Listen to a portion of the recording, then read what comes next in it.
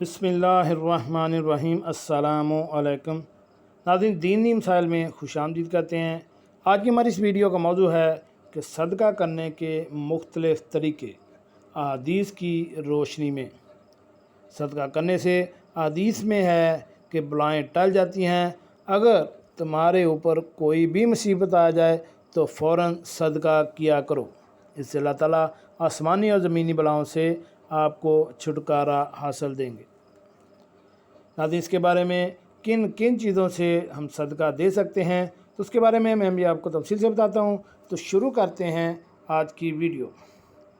नाज़रीन, सदका करने के मुख्तलिफ़ तरीक़ाकार हैं, इनमें से चंद एक दर्ज झैल हैं। नंबर 1 पे दूसरे को नुकसान पहुँचाने से बचाना। अंधे को रास्ता बताना सदका है। बहरे से तेज़ आवाज़ में बात करना सदका है। गूंगे को इस तरह बताना कि वो समझ सके सदका है। कमज़ोर आदमी की मदद करना सदका है। रास्ते से पत्थर कांटा हटाना सदका है। मदद के लिए पुकारने वाले की दौड़कर मदद करना सदका है। भटके हुए शख्स को रास्ता दिखाना सदका है। अगर किसी को प्यास लगी हो और इसके पास पानी ना हो तो उसे पानी देना सदका है। ला इलाहा इल्लल्लाह कहना सदका है। सुबहान अल्लाह कहना सदका है। अल्हम्दुलिल्लाह कहना सदका है। अल्लाहु अकबर कहना सदका है। नेकी का काम करना सदका है।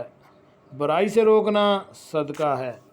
सवाब की नीयत से अपने घर वालों पर खर्च करना सदका है। इंसाफ करना सदका है। अच्छी बात कहना सदका है। नमाज के लिए चल कर जाने वाला हर कदम सदका है। अपनी बीवी, बच्चों, घर वालों को खिलाना सदका है। किसी से मुस्करा कर भी मिलना सदका है। इल्म सीख कर किसी दूसरे को सिखाना सदका है। जी नाज़रीन, कैसे लगी आज की हमारी सदक़े के मुतल्लिक़ मालूमाती वीडियो।